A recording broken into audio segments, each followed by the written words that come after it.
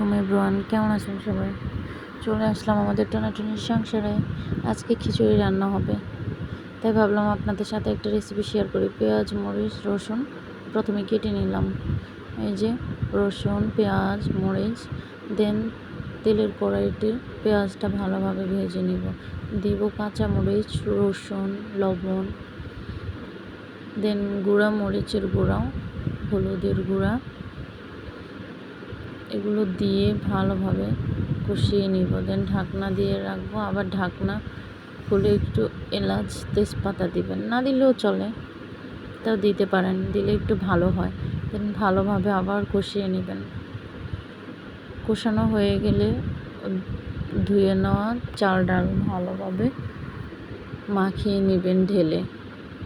দেন একটু নেড়ে চেড়ে দিবেন, আবারও একটু নেড়ে চেড়ে দিবেন যাতে নিচে না লাগে, ঠিক আছে? দেন আবারও নাড়াচাড়া করবেন। নাড়তে নাড়তে ভালোভাবে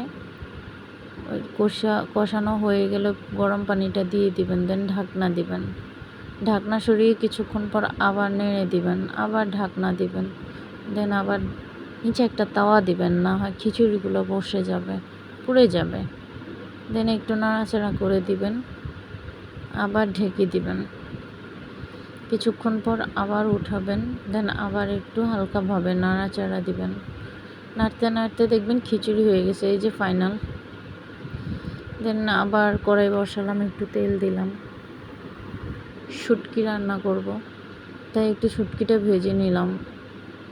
পেঁয়াজ ভাজলাম, মরিচ ভাজলাম, রসুন ভাজলাম, ভর্তা করব। একটু লবণ দিলাম, দেন পিষে নিলাম।